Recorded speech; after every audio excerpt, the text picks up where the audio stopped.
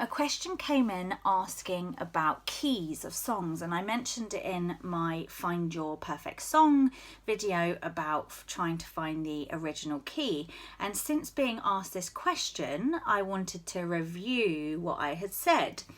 So we always can go back to what we definitely need to show. The golden rules, as I mentioned in my last video, are to show dynamic, to show your vocal range, and to show a variety of qualities, vocal qualities that is. And then overall we need to take the song on a journey so that it's cohesive, we're telling a story, and that it's going to make sense.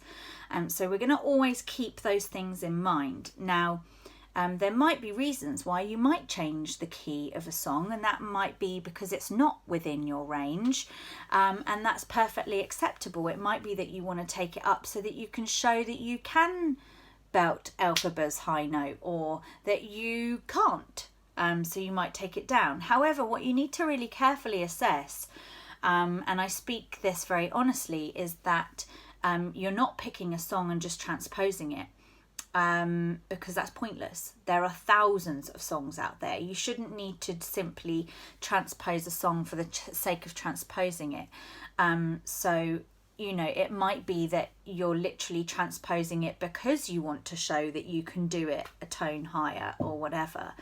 But I would always say get somebody with industry experience to give you their guided information and tips on that. If you're going to a West End audition and you know who the MD is going to be, then find out what they like and what they don't like. Some MDs really will know every original key, and some will absolutely insist that you sing the original key. If you're going to an audition with one of those MDs, then you probably want to follow what they're doing, because you want to, you know, be following their preferences, I suppose.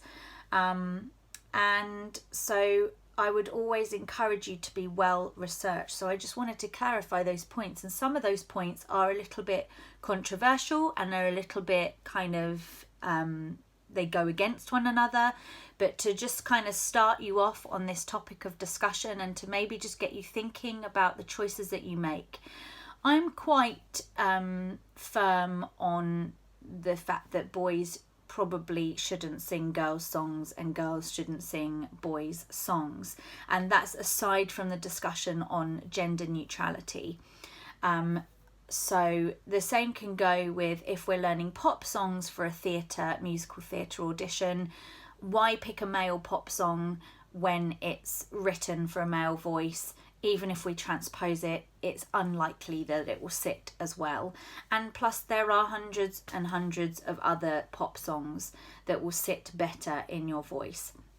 So just think really carefully when you are looking at your song, is it showing those golden rules? Please keep asking questions, because the one that came up was really valuable and even made me think about something that I had said. So just to clarify, if you are changing key, make sure it's necessary, that it's relevant to, and that you're not going to cause someone displeasure by doing that. So again, I'll just encourage you to email in and DM me your questions so that I can keep further discussing these topics with you. They're really important for you, and it's really important that you get the chance to clarify answers in an honest way. I hope you've enjoyed that little tutorial. I'll see you soon.